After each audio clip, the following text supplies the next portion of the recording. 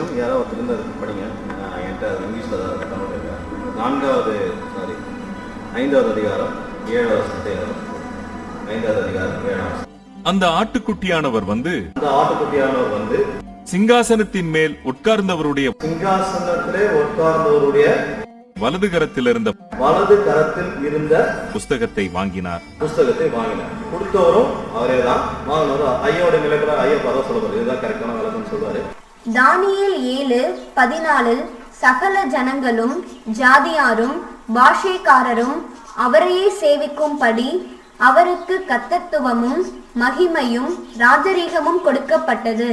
அவருடைய கர்த்தத்துவம் நீங்காத நித்திய கர்த்தத்துவமும் அவருடைய ராஜ்யம் அழியாததுமாய் இருக்கும் என்று தீர்க்க தரிசனத்தில் எழுதியிருக்கிறது. அதன்படி இயேசு யூதருக்கு ராஜாவாய் பிறந்து தாவீதின் ஆளுகையை எடுத்து ஆளுகை செய்கிறார். அதே அதிகாரத்துல 13வது வசனத்தை படி. அப்பொழுது வானத்திலும் பூமியிலும் பூமியின் கீழும் இருக்கிற சிருஷ்டிகள் யாவும் சிருஷ்டிக்கப்பட்ட யாவும் சமுத்திரத்தில் உள்ளவைகளும் அவற்றுள் அடங்கிய வஸ்துக்கள் யாவும் சிங்காசனத்தின் மேல் வீட்டிருக்கிறவருக்கும் ஆட்டுக்குட்டியானவருக்கும் ஸ்தோத்திரமும் கனமும் மகிமையும் வல்லமையும் சதா காலங்களிலும் உண்டாவதாக என்று சொல்லி சொன்னார். யாருக்கு? சிங்காசனத்தில் வீட்டிருக்கிறவருக்கும் ஆட்டுக்குட்டியானவருக்கும். அல்லேலூயா. பிதாதான் இயேசு கிறிஸ்துவாக வந்தார்.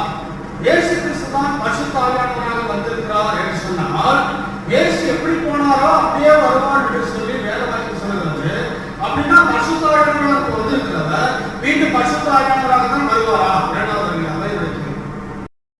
பழைய பாட்டில் தேவன் இருந்ததில் போனார் சொல்லி, அப்படியானால் தேவன் பிதா என்றால் கர்த்தர் பிதா என்றால் கர்த்தாவே எங்களுடைய பிதா. ஏசாயா 64:8, ஏசாயா 63:16 கர்த்தாவே தேவன் எங்கள் பிதா. அப்படியானால் கர்த்தர் தேவன் என்றால் பிதா என்று சொல்லுங்கள். அங்கே மகிமை தேவன் ஆபிரகாமுக்கு தரிசனமானார். அப்படியானால் அங்கு பிதாதான் வந்தார் என்றால் இங்கு வந்தது பிதா. இது அங்க குமாரன் வந்தாருன்னா இங்க வந்து குமாரன். ஆனா அங்கு குமாரன் சொல்லவில்லை. அங்கு மகிமை தேவன் வந்தார், பிதாவானவர் வந்தார், கர்த்தரானவர் வந்தார், தேவனானவர் வந்தார். தேவன் அவருடைய பேசின இடத்திற்கு எழுந்தருளி போறான்னு சொல்றாங்க. அப்படி கர்த்தருடைய ஆவிதான் அங்கே அவர்களே வழிநடத்துவது. கர்த்தருடைய ஆவியானவர் ஒத்துமை மீது இறங்கினார், கர்த்தருடைய ஆவியானவர் சிம்சோன் மீது இறங்கினார், கர்த்தருடைய ஆவியானவர் மோசேயோடு இருந்தார், கர்த்தருடைய ஆவியானவர் சமூவேல் மீது இறங்கினார், கர்த்தருடைய ஆவியானவர் தாவீது மீது இறங்கினார்.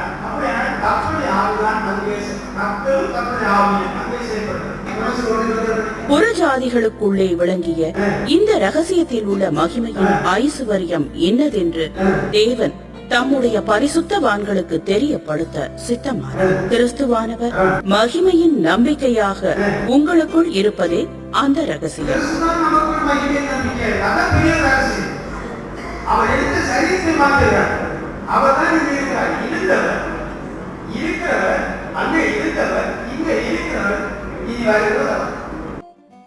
பதிலுக்கு நான் லாஸ்ட் கொஸ்டின் திருப்பி சொல்ல போறேன். ஒரு தேவன் 3 தனிப்பட்ட ஆள்தத்துவங்கள் அல்லது நபர்கள் இருந்தால் மாத்திரமே இந்த வேத வாக்கியங்களை விளக்க முடியும். பரிசுத்த ஆவியானவர் வெறும் ஒரு திசை அல்ல, அவரும் தேவன் அப்படின்றதுக்கான வசனங்கள் உண்டு. அப்போஸ்தலர் படிக்கிறோம் 5வது அதிகாரம் 3வது வசனம் 4வது வசனத்துல அவர் ஜெகோவா, அதாவது பரிசுத்த ஆவிக்கு ஜெகோவா அப்படின்ற டைட்டில் கொடுக்கப்பட்டது. ஆனா நீங்க நல்லா இருக்கணும், புரிஞ்சுக்கணும். பழைய ஏற்பாட்டினுடைய நாட்கள்ல 3 டைட்டில் ஆண்டவர் மொத்தம் 4 மேல இருக்கு. அட்லீஸ்ட் அதுல 3 வந்து ப்ராமினன்ட். Elohim, Adonai, யாக்வே. அப்போ இந்த இடத்துல வரும்போது பரிசுத்த ஆவியானவரை குறித்து சொல்லும் போது யெகோவா என்று சொல்லப்பட்டிருக்கிறது, எலோஹிம் என்று சொல்லி இது பண்ணப்பட்டிருக்கிறது, அடோனாய் அப்படின்றத சொல்லியிருக்காங்க. அதாவது வந்து கர்த்தருடைய ஆவி, தேவனுடைய ஆவி, பரிசுத்த ஆவி என்ற டைட்டில் ஏன் கொடுத்திருக்கான்னு கேட்டா, பரிசுத்த ஆவியானவரும் இறைத்தன்மை உடையவர் என்றும் அந்த பரிசுத்த ஆவியானவர் தனிப்பட்ட ஆள் தத்துவம் உடையவர் அப்படின்றதையும் இது பண்ண விளக்கத்துக்காக தான் அந்த வசனம் சொல்லப்பட்டிருக்கிறது. இயேசு கிறிஸ்துவே இன்றைக்கு அவருடைய சரீரம் போயிட்டு நீங்க ஆவியா வந்துச்சு, சரீரம் என்னாச்சுன்னு சொல்லிட்டு கேட்டார். Again it's very long process. We just cannot answer that question. இது வந்து எங்களுக்காக இது பண்ணப்பட்டிருக்கு, அது கொடுக்கப்பட்டிருக்கிற 3 நிமிஷத்துல கண்டிப்பா இது பண்ண சொல்ல ஐயாவோட சொல்ல முடியாது, நானும் இது பண்ண சொல்ல முடியாது.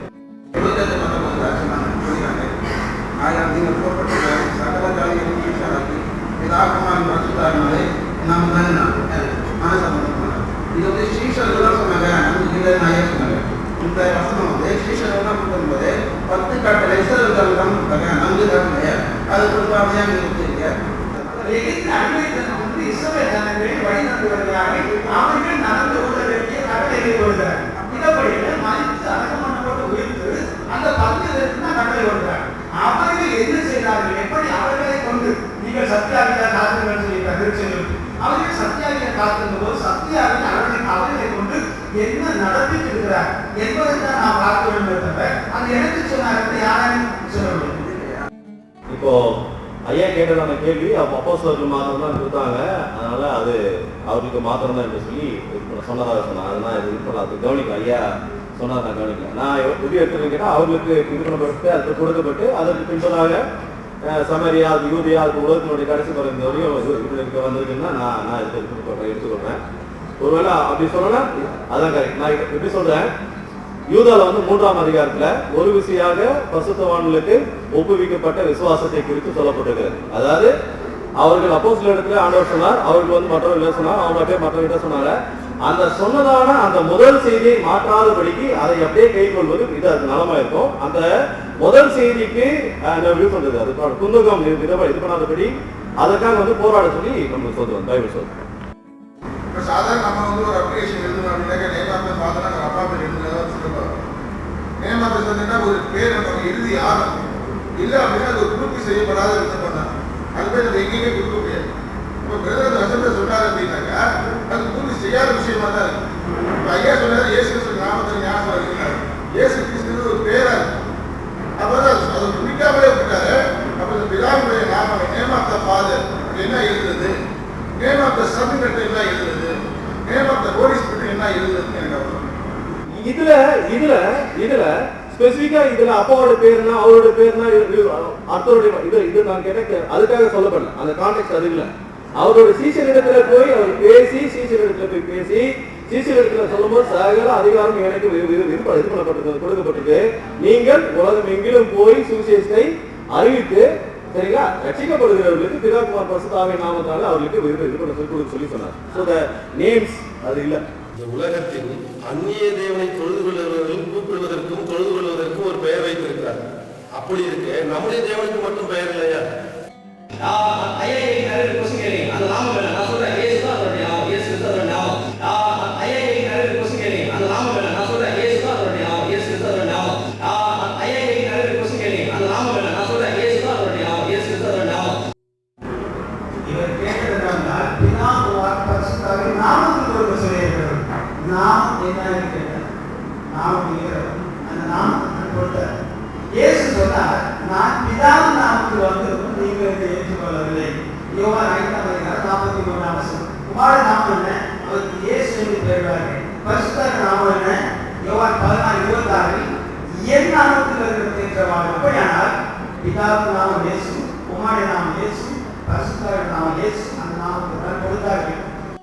முதல் 30 நிமிஷத்துல பேசும்போது பிதா தேவன் சொல்றார்.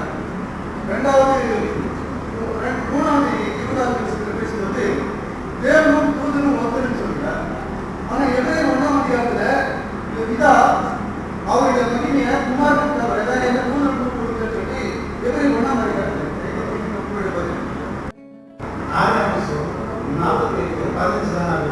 அவன் யோசேப்பை ஆசீர்வதித்து, என் பிதாக்களாகிய ஆபிரகாமும் ஈசாக்கும் வழிபட்டு வணங்கிய தேவனும், நான் பிறந்த நாள் முதல் இந்நாள் வரைக்கும் என்னை ஆதரித்து வந்த தேவனும், எல்லா தீமைக்கும் நீங்களாக்கி என்னை மீட்ட தூதனுமானவர் இந்த பிள்ளைகளை ஆசீர்வதிப்பாராக.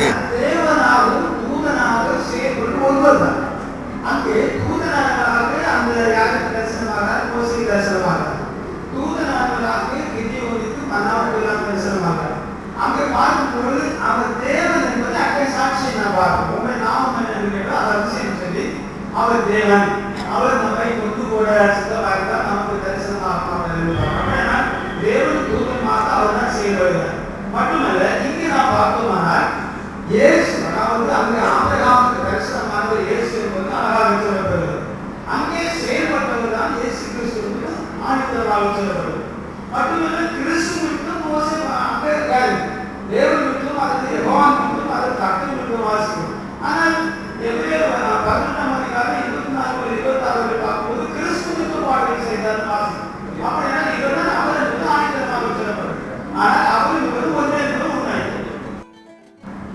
இப்போ இந்த இதுக்கு கொஸ்டின் ஆன்சர் பண்ணால் பழைய ஏற்பாட்டில் சொல்லப்படுகிற தேவனுடைய தூதனானவர் அப்படி கர்த்தருடைய தூதனானவர் அப்படின்னு சொல்றது வந்து மலாக்கா யாவே அல்லது வந்து மலாக்கா ஏலோகிம் என்று சொல்லி சொல்லப்பட்டிருக்கிறது. இது வந்து பிதாவா அப்படின்றதான் இப்ப கேள்வி. இது நான் சொல்றது வந்து பிதாவை தவிர, பிகாஸ் இந்த தூதனானவர் அனுப்பப்பட்டவர், இயேசு கிறிஸ்து அனுப்பப்பட்டவர். அதனால அனுப்பப்பட்டதுனால அனுப்பினவர் ஒருத்தர் உண்டு, அனுப்பப்பட்டவர் அடுத்தவர் உண்டு. அனுப்பினவரே அனுப்பப்பட்டவராக அந்த சப்ஜெக்ட் ஆப்ஜெக்ட் வந்து ஒன்னா இது பண்ண முடியாது, மிக்ஸ் பண்ண முடியாது. ஒரே ஒரு, அதாவது ஐயா சொல்றதனுடைய கருத்துக்கள் எல்லாம் நாங்களும் ஆமோதிக்கலாம். ஆனா ஒரே ஒரு விஷயம், அது வந்து பிதா கிடையாது. பிதாவானவர் யார, அவருடைய தூதனானவரை அனுப்பி வைத்தார் என்று சொல்லி பார்க்கலாம். அங்க மட்டும் தான் டிஃபரன்ஸ். ஒருமைத்தன்மை குறித்து ஐயா சொன்னாங்க. ஆனா இந்த வசனம் யோவான் 14வது அதிகாரம் 20வது வசனம் சொல்லிட்டு, இயேசு அவனுக்கு பிரதியுத்தரமாக, ஒருவன் என்னில் அன்பாய் இருந்தால் அவன் என் வசனத்தை கைக்கொள்வான், அவனில் என் பிதா அன்பாய் இருப்பார், நாங்கள் இந்த சொல்லப்பட்டிருக்கிற தன்மைகள் நாங்கள் அவனிடத்தில் வந்து அவனோட வாசம் பண்ணுவோம். அடுத்து 14வது என்னில் அன்பாய் இராதவன் என் வசனங்களை கைக்கொள்ள மாட்டான், நீங்கள் கேட்கிற வசனம் என்னுடையதான் இராமல் என்னை அனுப்பின பிதாவுடையதான் இருக்கிறது அப்படின்னு சொல்லி சொல்லப்பட்டிருக்கு. அப்ப இவரே அவர்தான் இருக்கா, நாங்கள் வந்து அவங்கள வாசனம் பண்ணணும்னு சொல்லி அவசியம் இல்லை. இப்போ சொல்ற என்னுடைய வசனம் தான் என் பிதாவுடைய வசனமா இருக்கு. எப்படி வந்து சரீரத்தில் இருந்தவர் அந்த சரீரமாக இப்பொழுது இந்த நபருக்கு சொல்கிறார் என்றால், இந்த நபருக்கு இந்த சரீரமாக வந்திருக்கவில்லை, சரீரத்தை மாற்றி ஆகியவராக வருகிறார். இங்கு வேத வசனத்தில் அழகாக சொல்கிறார், 20 நீங்கள் எதிலும் நான் உங்களிலும், நீங்கள் எதிலும் நான் உங்களிலும் வாசம் பண்ண சொல்றார். அப்படியானால் நேர சொல்றாரு, தேர்தல் அறிவாக சொல்றாரு, இங்கே நான் உங்களில் வாசம் பண்ண சொல்றாரு. இது அதை சொல்லும் போது மனிதனாக இருக்கிறார். நான் ஒரு சீசர் சொல்கிறார், நீங்கள் பேச வேண்டியது நீங்கள் கவலைப்பட வேண்டியதை பிதாவின் ஆவியானவர் பேசுவார். அதே போல் பரிசுத்த ஆவியானவர் பேசுவார். பரிசுத்த ஆவியார் கிறிஸ்துவின் ஆவியானவர் கிறிஸ்துவோட அல்ல, குமாரனுடைய ஆவியை உங்கள் இதயத்தில் அருளினார். அந்த குமாரனுடைய ஆவியானவர் தான் இங்கே வந்திருக்கிறார். பிதாவானவராக பிதாவின் ஆவியானவர் சரி, பரிசுத்த ஆவியானவர் சரி, இயேசு கிறிஸ்துவின் ஆவியானவர் சரி இங்கே வந்திருக்கிறார். கண்டு கொண்டிருக்கிற ஒரே ஆவியானவர், ஆவியில் கண்டு கொண்டிருக்கிற ஒரே ஆவி, பரண்டு வித்தியாசம் ஆவியானவர் ஒருவர். இதுதான் இன்னைக்கு நான் கிளாஸ் பேசும்போது எடுத்து காமிச்சேன். இயேசு கிறிஸ்து பிதாவின் இடத்திற்கு போய் வேறே ஒரு, நான் இதெல்லாம் சொன்னீங்க, வேறே ஒரு, நாங்கள், இதுக்கு எல்லாத்துக்கும் ஒரு அர்த்தம் இருக்கு. We just play with words, I can prove anything from the Bible. நான் போய் வேறே ஒரு தேற்றவாளை அனுப்புவேன். பிதா இயேசு கிறிஸ்து தேற்றவாளனாகிய பரிசுத்த ஆவியானவர் இணைந்திருந்தால் நாங்கள் சொல்லலாம். ஒரே ஒருத்தர் எப்படி சொல்ல முடியும், நாங்கள்னு சொல்ல முடியாது அப்படின்றத பார்க்கணும். கிறிஸ்துவே பிதா என்றும் ஆவி என்றும் கூறினால், அவன் மரித்து அடக்கம் பண்ணப்பட்ட போது 3 நாள் உலகத்துக்கு ஆண்டவர் இல்லாமல் போனார். ஒருவேளை சொல்றது போல அவர் ஆவியாக செயல்பட்டார் என்றால், அவர் ஆவியாக இருந்து செயல்பட்டார் என்றால் ஒருபோமா. இப்பொழுது இயேசு கிறிஸ்து மத்திய மார்க்கில் மனுஷனா தேவனா? இயேசு கிறிஸ்து சொல்கிறார், யோவான் 8ஆம் அதிகாரம் 41 வசனத்துக்கு மனுஷனாகி என்னை கொலை செய்ய தேடுகிறீர்கள், மனுஷனாகி என்னை கொலை செய்ய தேடுகிறீர்கள். அப்போஸ்தலர்களும் மோசே முதல் மத்தியஸ்தர்களுக்கு அதன்படி இந்த மனுஷனாக சொல்லப்பட்டிருக்கிறது. ரோமர் 5ஆம் அதிகாரம் 15ஆம் வசனத்தை பார்த்தால், மனுஷனாகிய கிறிஸ்து இயேசு மூலம் நமக்கு கிருபை உண்டாக, மூலம் மனுஷனாகிய இயேசு கிறிஸ்து மூலம். அதே போல் அப்போஸ்தலர் நடவடிக்கைகள் 17ஆம் அதிகாரம் 32ஆம் வசனம் என்ன சொல்றார்? மேலும் ஒரு நாளை குறித்திருக்கிறார், அதிலே அவர் தாம் நியமித்த மனுஷனை கொண்டு பூலோகத்தை நீதியாய் நியாயம் தீர்ப்பார். அந்த மனுஷனை மரித்தோரிலிருந்து எழுப்பினதினாலே அதன் நிச்சயத்தை எல்லாருக்கும் விளங்க பண்ணினார்.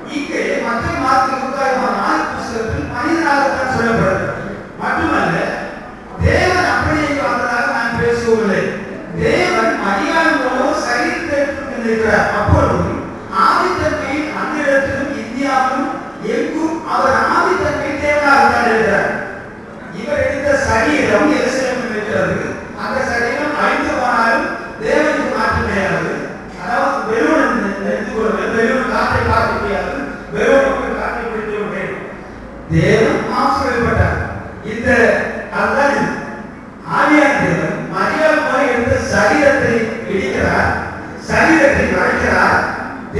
ஒரு போட்டோவும் இல்லை. அவருக்கு சரீரம் தான் இடிக்கப்படுகிறது, அந்த சரீரம் மறைக்கப்படுகிறது, அவ்வளவுதான். அல்லாமல் தேவன் அந்த பூமியை அடி போயிருக்கவில்லை, தேவனுக்கு ஒரு மாற்றம் இல்லை. அவர் மரியாள் போய் என்ற சரீரத்திற்கு தான் அவருடைய கிரியை காப்பது. ஆனால் இவர் சொல்லி வருகிறேன், தேவன் ஒருவர் அந்த காணக்கூடாத இறைவனை கிரியை காப்பது, அத்தனையும் அவருடைய கிரியை, அவருடைய செயல், அவ்வளவுதான். அதுதான் நான் சொல்லி வருகிறேன். அவ்வளவுதான். இயேசு கிறிஸ்து நாமத்தினால ஞானஸ்நானம் எடுத்த கொடுத்தத அவர் வசனாதரத்துடன் இருக்கிறார். பிதா குமாரன் பரிசுத்தாவின்னு சொல்லி எந்த இடத்தையாவது ஞானஸ்நானம் எடுத்துருக்காங்க கொடுத்துருக்காங்க ஐயா தயவுசெய்து எடுத்து சொல்லணும். இல்லைன்னா கொலைசு 3 படி வார்த்தையிலாவது கிரியையிலாவது நீங்கள் எதை செய்தாலும் கர்த்தராகிய இயேசு கிறிஸ்து நாமத்தினால செய்வேன்னு சொல்லியிருக்காரு. இது தேவனுடைய வார்த்தையை நான் விசுவாசிக்கிறேன். இது பொய்யின்னு தேவன் வெளிப்படுத்துவதா இல்ல மனுஷன் சொல்வதை நான் கேட்கிறேன். ஐயாவுடைய கேள்வி வந்து அவர் எடுத்து காமிச்ச வசனம் காமிச்சாரு அப்படின்றத சொன்னாங்க. அதான் நான் திருப்பி என்கிட்ட லாஸ்ட்டாக இது இருக்கு, அப்புறம் 10 minutes இருக்கு, அது கன்க்ளூஷன் செஷன் இருக்கு. நான் இன்னும் அதில் ஒரு சில விஷயங்களை எடுத்து இருக்க வேண்டியது சொல்ல வேண்டியது இருக்குது. அது சொல்லும் போது அதற்கான பதிலையும் சேர்த்து நான் சொன்னேன். பிகாஸ் ஐயாவுக்கும் லாஸ்ட் 10 minutes எனக்கு லாஸ்ட்டாக இது இருக்கு, 10 minutes இருக்கு. அதற்கான வசன ஆதாரம் உண்டா இல்லையான்றது குறித்து அப்புறம் நான் ஐயா இது பண்ணி பொறுத்துக்கணும்.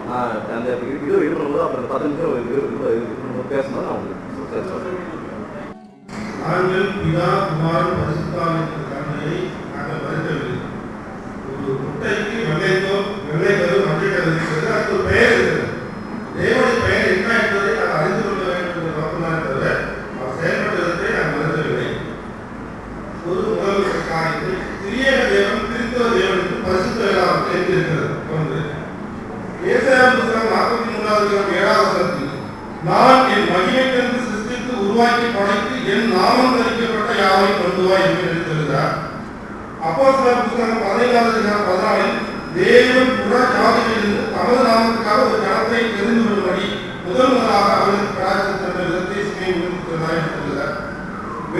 வேளாண்மையுடைய இறுதி பகுதியில் பொழுது வெளிப்படுத்தல் 22வது அதிகாரம் 3, 4, 5 வசனங்களில் இனி ஒரு சாபமும் இல்லாது பரலோகத்தில் இருக்கிற व्यक्ति சொல்கிற காரியம், தேவன் ஆட்டுக்குட்டியாக இருக்கிற சிங்காசனம் அதில் இருக்கும், சிங்காசனம் இருக்கும். அவருடைய ஊழியக்காரர் அவரை சேவித்து அவருடைய சமூகத்தை தரிசிப்பார். அவருடைய நாமம் அவருடைய நெற்றியில் இருக்கும் என்று சொல்லப்படுகிறது. அது என்ன நாமம்? பிதா என்ற பெயரா, குமாரன் என்ற நாமமா, பரிசுத்த என்ற நாமமா?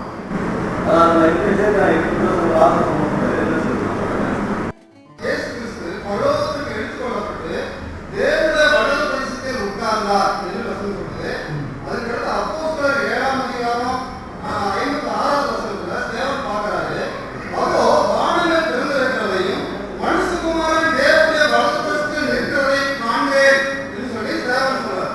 அப்ப தேவனாய் இருந்தவர் மனுஷனா வந்தவர் நேரா அங்க போய் உட்காராம இந்த வலது பக்கம், இந்த வலது பக்கத்துல ஏன் இயேசு கிறிஸ்து போய் பிதாவுடைய வலது பக்கத்துல உட்கார்றாரு?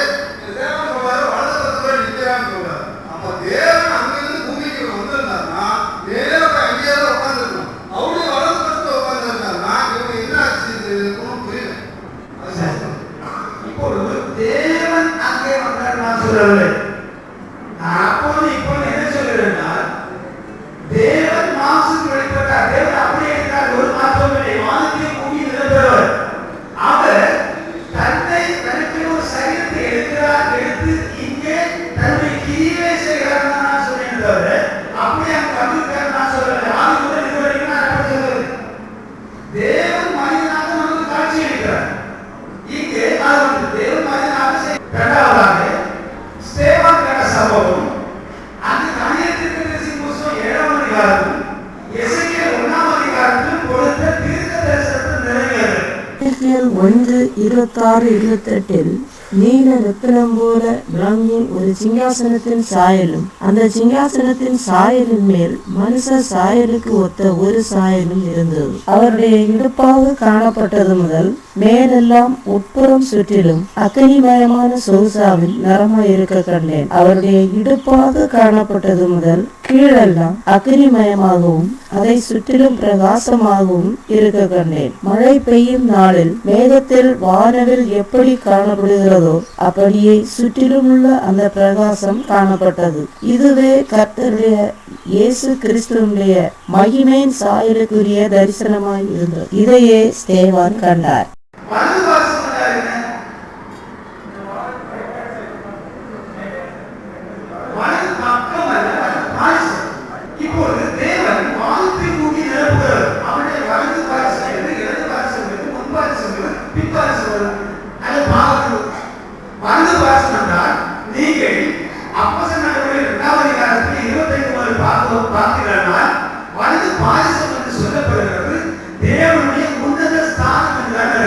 அப்போஸ்தலர் 2:30-35 தாவீது தீர்க்கதரிசியாயிருந்து உன் சிங்காசனத்தில் வீற்றிருக்க உன் சந்ததியிலே கிறிஸ்துவை எழுப்ப பண்ணுவேன் என்று தேவன் தனக்கு சத்தியம் பண்ணினதை அறிந்தபடியால் கிறிஸ்துவின் உயிர்த்தெழுதலை குறித்து இப்படி சொன்னான்.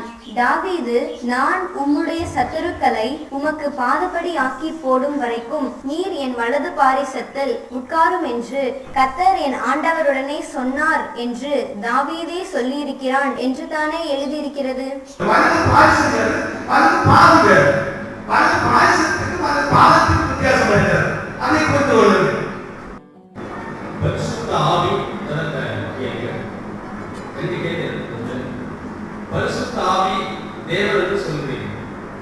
அப்படியானால் நீங்க சொல்லக்கூடிய ஒரே தேவன் அப்படின்னு சொல்றீங்க. பரிசுத்த ஆவி ஒரு தேவன் அப்படின்னு சொன்னா ஒரே தேவன் அப்படின்னு சொல்றது தவறு தானே? ஒரே தேவனா அது பரிசுத்த ஆவி தேவனா? இதை விளக்க வேண்டும். இரண்டாவது, குமாரனாகிய தேவனை குமாரனாகிய தேவன் அப்படின்னு சொல்றீங்க.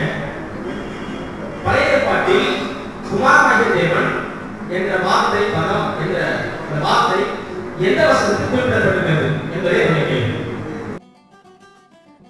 அப்போஸ்தலர் 5:3 பரிசுத்த ஆவியானவரை குறித்து பேதுரு பேசும்போது நீங்கள் பரிசுத்த ஆவியானவரிடத்தில் நீங்கள் போய் சொன்னீங்கன்னு சொல்லிட்டு 3ஆம் வசனத்தை சொல்கிறார். 4ஆம் வசனத்தில் நீங்கள் மனுஷரிடத்துல இல்லை, நீங்கள் தேவனிடத்துல நீங்கள் போய் சொல்றீங்கன்னு சொல்றாரு. ஸோ 3ஆம் வசனம் 4ஆம் வசனத்தோட சினானிமஸ் இன்னார்ட்ட இது பண்ணி கேட்டீங்கன்னா பரிசுத்த ஆவியானவரை தெய்வம் என்று சொல்கிறார், ஜெகோவா என்று சொல்லி சொல்றார்.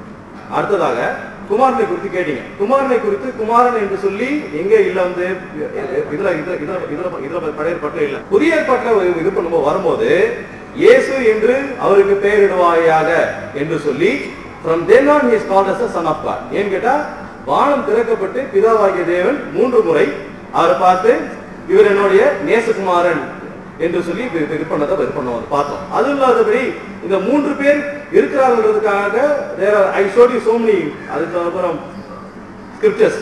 இன்னும் ஒண்ணு சொல்லிடுறேன். இயேசு கிறிஸ்து ஞானஸ்தானம் எடுத்த போது கரையேறிய போது பிதாவாகிய தேவனுடைய சத்தம் வானத்துல இருந்து it was an audible sound. அப்புறம் பரிசுத்த ஆவியானவர் வந்து புறாவினுடைய ரூபம் கொண்டு வந்தார்ன்றதை பார்க்கிறோம். தேவனுடைய குமாரனாகிய இயேசு கிறிஸ்து அதுக்கப்புறம் கரையேறினார் என்று சொல்லி பார்ப்போம். ஸோ இந்த 3 ஒரே டைம்ல இந்த 3 பேருடைய அந்த மேனிஃபெஸ்டேஷன் நம்மளால பார்க்க முடியுது. ஞானஸ்நான வேளையில் 30 வருடத்துக்கு முன்பு பரிசுத்த ஆவியினால் ரூபமான கிறிஸ்து, பரிசுத்த ஆவியினால் ரூபமான கிறிஸ்து அங்கே ஞானஸ்நானம் வந்திருக்கிறார். 30 வருடத்துக்கு அதே பரிசுத்த ஆவியினால் புறாக ரூபம் கொண்டு இறங்குகிறார். அதே பரிசுத்த ஆவியானவர் தான் அங்கே பேசுகிறார். 3 ஒருவர். நான் நாடு சொல்லிக் கொண்டிருக்கிறேன். தேவன் ஆவியாக இருக்கிறார். அவருடைய கீழார் ஒரு சரித்திரம் எழுதார். மனிதன் ஒரு சரித்திரம் எழுதார். நான் குமாரன் சொல்றோம். பரிசுத்த ஆவியினால் உண்டாயிருக்கிறார். அந்த ஞானஸ்நானம் பண்ணிக்கிறார். அதே பரிசுத்த ஆவியினால் அவர் எழுதுகிறார். அதே ஆவியானவர் தான் பேசுகிறார். 3 மீண்டும் சொல்கிறேன். தேவன் ஆவி பரிசுத்த ஆவியானவர் 2 அல்ல. 3 முடியவே செய்யறார். இந்த 1 யோவான் 4ஆம் அதிகாரம் தான் ஆவிகளை பரிசோதிக்கும்படியாக கொடுக்கப்பட்ட ஒரு அதிகாரம். இந்த ஸ்கேல் ஒரு கிராஸ் மாதிரி அதை வச்சு எடை போட்டாங்க. சத்தியாவையும் மத்தியத்தினாவையும் எடை போட்டு பார்க்கலாம். 4ஆம் அதிகாரம் 1 யோவான் 4ஆம் அதிகாரம் 18ஆம் வசனம். தேவனை ஒருபோதும் ஒருவன் கண்டதில்லை. நாம் ஒருவரிடத்தில் ஒரு அவருடைய அன்பும் நமக்குள் பூர்ணப்படும். அவர் தம்முடைய, அதாவது பிதாவு ஆவி, தம்முடைய ஆவியில் நமக்கு தந்ததின நாம் அவரிலும் அவர் நம்மிலும் நிலைத்திருக்கிறதை அறிந்திருக்கிறோம். பிதாவானவர் குமாரனை உலக ரட்சகராக அனுப்பினார் என்று நாங்கள் கண்டு சாட்சிக்கிறோம். இயேசுவானவர் தேவனுடைய குமாரன் என்று அறிக்கை கொள்கிறவன் எவனோ அவனில் தேவன் நிலைத்திருக்கிறார், அவனில் தேவனும் நிலைத்திருக்கிறார். தேவன் நம்மேல் வைத்திருக்கிற அன்பை நாம் அறிந்து விசுவாசிக்கிறோம். தேவன் அன்பாக இருக்கிறார், அன்பில் நிலைத்திருக்கிறவன் தேவனில் நிலைத்திருக்கிறான், தேவனும் ஆவியில் நிலைத்திருக்கிறான். கேள்வி, அவரை கண்டார்கள் என்று சொன்னீங்க. ஆனா இந்த வேதத்தை படிச்சு பார்க்கும்போது கத்தரை தேவனாய் கத்தரை கண்டார்னா அவன் கண்டார், எல்லாரும் பைபிள் எல்லாரும் கண்டார். மார்க்கே மாம்சம் வந்த இயேசு கிறிஸ்துவை கண்டார்களா? கண்டார்கள். மரித்தோர் உயிர்த்தெழுந்த இயேசு கிறிஸ்து யோவான் சீஷர்கள் தொட்டு பார்த்தார். ஆனால் பிதாவை தேவனை ஒருவன் ஒரு காலம் கண்டதில்லை என்று தெளிவாக இங்கு சொல்லப்பட்டிருக்கிறது. ஒரு பதில் லட்சத்தாக்கா இந்த வேதத்தின் அடிப்படையில அந்த ஆவியை சோதித்து பார்க்க வேண்டிய ஒரு சூழ்நிலை. 12 சீஷர்களும் ஒன்றாய் சேர்ந்து இயேசு கிறிஸ்துவின் நாமத்தில் தான் ஞானஸ்தானம் கொடுத்தார்கள். அவர்களின் ஒருவனான யோவான் அப்போஸ்தல உபதேசத்தில் இல்லாதவர்களை குறித்து 1 யோவான் 4:1-6 கூறும் போது, தேவனால் உண்டாயிராதவன் எங்களுக்கு செவி கொடுக்கிறதில்லை, இதனாலே வஞ்சக ஆவி இன்னதென்றும் சத்திய ஆவி இன்னதென்றும் அறிந்திருக்கிறோம் என்று கூறியிருப்பது நம்முடைய சிந்தனைக்குரியது. அனுப்பினார் என்று நாங்கள் கண்டு சாட்சிக்கிறோம். பிதாவானவர் குமாரனை எந்த வழியாக அனுப்பினார்? எங்கு வந்து இறங்கினார்? மரியாள் மூலம் ஆவியானவர் எடுத்த சரீரத்தை தான் நம் குமாரன் என்று சொல்லுகிறோம். ஆதி முதல் என்னுடைய சத்தம் நான் பேசுவதற்காக தேவனை ஒருபோதும் கண்டதிலே காண முடியாது சொல்லிவிட்டேன். தேவன் வானத்தில் பூமி நிரப்புவர் என்று முதலாவது நான் சொல்லிவிட்டேன். தேவஸ்தானத்தில் தேவனாக அவனை ஒருவரும் காண முடியாது. அப்படிப்பட்ட தேவன் தம்மை வெளிப்படுத்தும் போது அவர் அப்படிப்பட்ட தேவன் அந்த வழிபாட்டு தூதனாக வெளிப்படுகிறார். அவரை தான் தேவன் என்று சொல்கிறார். தேவன் அவனை பேசின இடத்தை விட்டு எழுதி போனார். நான் வாசிப்போம். அப்படிதானே? வாசிக்க ஒரு வசனம். ஆதியாகமம் 35 அதிகாரம் 13 வசனம். ஒரு வசனம் போட்டு தேவன் எழுதி போனார். வாசிக்கிறோம். தேவன் அவனோட பேசின காலத்திலிருந்து அவனை விட்டு எழுதி போனார். அப்படியானால் தேவன் தான் அங்கு பேசி எழுதி போகிறார். ரெண்டு தேவன் அல்ல, ஒரே தேவன் தான். தேவஸ்தானத்தில் தேவன் காணக்கூடாதவராக இருக்கிறார். அவர் தம்மை வெளிப்படுத்த சித்தம் போடும்போது தம்மை வெளிப்படுத்துகிறார், போய்விடுகிறார். இங்கு புதிய பாட்டும் தேவன் மாம்சத்தில் வெளிப்படுகிறார் தான் வசனம் சொல்கிறார். நான் அதுதான் சொல்கிறேன். 1 தீமோத்தேயு 3 தேவன் மாம்சத்தில் வெளிப்பட்டார். ரொம்ப ரைட்டர் சொல்லுது, இவரே சமூகத்துக்கு மேல நான் கையெழுத்து எடுத்து எந்த வசனத்தையும் சொல்லவில்லை. இயேசு கிறிஸ்துவை தான் சமூகத்துக்கு மேல சொல்லுது. அவரை தான் கப்பல் சொல்லுகிறது. அவரை தான் தொழுகொள்ள வேண்டும் என்று வேதம் சொல்லுது. அதை தான் நான் சொல்லுகிறேன். நான் இன்னொரு நான் என்னுடைய மகனுக்கு கட்டுக்கதை சொல்லவில்லை. இந்த யோவான் யார்? அப்போஸ்தலர் 2ஆம் அதிகாரத்தில் எல்லாரும் சேர்ந்து ஞானஸ்நானம் கொடுத்து ஒத்துழைத்தவர், ஞானஸ்நானம் கொடுத்தவர். இங்கே வேதாகமத்தில் இருக்க அத்தனை பேர் யார்? எல்லாரும் வேதாகமத்தில் அத்தனை அப்போஸ்தலரும் அங்கே ஞானஸ்நானம் பெற்றவர்கள் கொடுத்தவர்கள். அது இல்லாமல் வேற யாரும் வரவில்லை. அப்படியானால் இங்கே அடுத்த வசனம் வாசிக்கும் போது, பிதாவானவர் குமாரனை உலக இரட்சகராக அனுப்பினார் என்று நாங்கள் கண்டு சாட்சியிடுகிறோம். இயேசு கிறிஸ்து அத்தனை பேரும் மனிதன் தான் சொல்கிறார்கள். கச்சனுக்கு பாருங்கள், யாக்கோபின் சகோதரன், மரியாளுடைய மகன். ஆனால் இவன் மனிதன் அல்ல. இயேசு கிறிஸ்து தேவனுடைய குமாரன் என்று சொல்லுகிறார்கள். தேவனுடைய குமாரன் நாம் விமர்சித்தது மனித குமாரன் அல்ல, தேவனுடைய குமாரன் அறிய வேண்டியிருக்கிறது. பின்பு இவரே சமூகத்துக்கு மேல் தேவன் அறிய வேண்டியிருக்கிறது. பின்பு அவரே நம்மோடு நம்ம வழிநடத்துவது அறிய வேண்டியிருக்கிறது. இது வேதாகமம் நம்மை படிப்பிக்கல. 1 யோவான் 3ஆம் அதிகாரம் 8ஆம் வசனம். பாவம் செய்கிறவன் பிசாசினால் உண்டாயிருக்கிறான். ஏனெனில் பிசாசானவன் ஆதி முதல் பாவம் செய்கிறான். பிசாசினுடைய கிரியைகளை அழிக்கும்படிக்கே தேவனுடைய குமாரன் வெளிப்பட்டார். பிசாசுடைய கிரியைகளை அழிக்கும்படியாக for this purpose the son of God was manifested. Okay, அனுப்பப்பட்டார் என்று சொல்லி பார்க்கிறோம். யோவான்ல படிக்கிறோம் 1ஆம் அதிகாரம் 2ஆம் வசனத்துல அவரு தேவனோடு கூட இருந்தார் என்று சொல்லி பார்க்கிறோம். 18வது வசனத்துல இது பண்ற படிக்கிறோம், அவரே வந்தார் என்று சொல்லி பார்க்கிறோம். அதுக்கப்புறம் யோவான்ல படிக்கிறோம் 1ஆம் அதிகாரம் 14வது வசனத்துல அவர் தான் வந்தார் என்று சொல்லி இது படிக்கிறோம். அது இல்லாதபடிக்கு அவர் அனுப்பப்பட்டவர், அனுப்பினார், அனுப்பப்பட்டவர் அப்படின்றதுக்கான நிறைய ஆதார வசனங்கள் என்னோட லாஸ்ட் இது பண்ண சொன்னேன். இப்போ கேள்வி என்னன்னு கேட்டா சப்ஜெக்ட் ஆப்ஜெக்ட் தான். அனுப்பினவர், அனுப்பப்பட்டவர். சரி, இப்போ அனுப்பினவரே அனுப்பப்பட்டவராக இருக்க முடியாது, அவரே அனுப்பி கொள்ள முடியாது. யாரோ ஒருத்தர் அனுப்பி இருக்க வேண்டும், அவர் விருப்பம் இருக்கணும். இவங்களோட முன்னெண்ணத்தினால அவங்க ஏற்கனவே பிதாவும் இயேசு கிறிஸ்துவும் ஒரே நபர் அப்படின்றதுனால வேற விளக்கம் இவர்களால கண்டிப்பாக தர முடியாது. எதை கேட்டாலும் அவங்க அதான் சொல்ல போறாங்க, நான் அதான் சொல்கிறேன். பிதாவானவர் அவருடைய குமாரனை பாவத்திலிருந்து மனுக்குலத்தை விரும்பி எடுக்கணுன்றதுக்காக அவர் அனுப்பி வைத்தார்.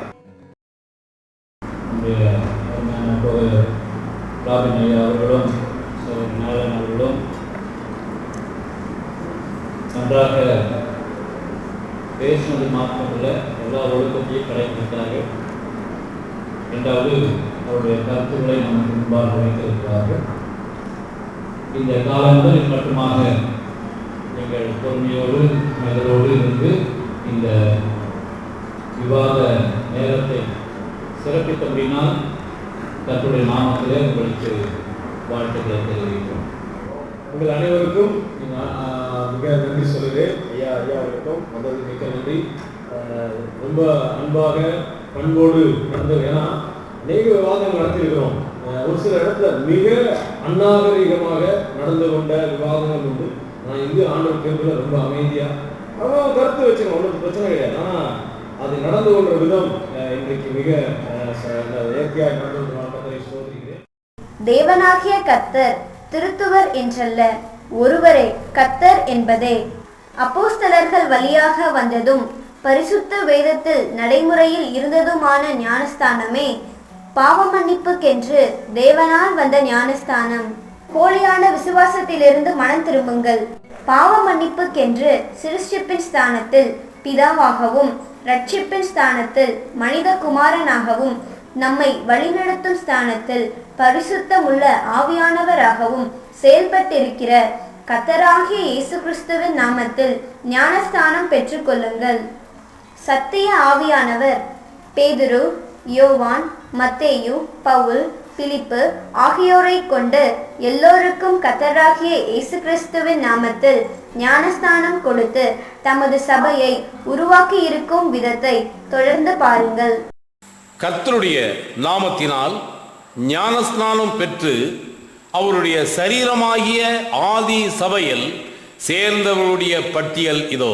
பேதுருவையும் அவரோடே கூட உள்ள 11 அப்போஸ்தலர்களையும் கொண்டு ஆவியானவரே இயேசு கிறிஸ்துவின் நாமத்தினால் ஞானஸ்நானம் கொடுக்க வைத்து அவரிடமாய் சேர வைத்தார். ஆதி சபையில் சேர்ந்தவர்கள் 3000 பேர். இது புதிய ஏற்பாட்டில் தேவனால் உருவான ஆதி சபை. எருசலேமில் வசனத்தை கேட்டு விசுவாசித்து ஆதி சபையோடு இணைந்தவர்கள் 5000 பேர். அந்த ஆதி சபையாரோடு இணைந்து கர்த்தரிடமாய் சேர்ந்தவர்கள் எருசலேமில் மறுபடியும் ஏராளம் பேர். ரோமாபுரியிலும் கிறிஸ்து இயேசுவின் நாமத்தினால் ஞானஸ்நானம் பெற்று ஆதி சபையாரோடு இணைந்தவர்கள் அநேகம் பேர். கொரிந்துவில் பவுலின் நாமத்தினால் அல்லாமல் சிலுவையில் அறையப்பட்ட கர்த்தராகிய இயேசுவின் நாமத்தினால் ஞானஸ்நானம் பெற்று ஆதி சபையில் இணைந்தவர்கள் ஏராளம்.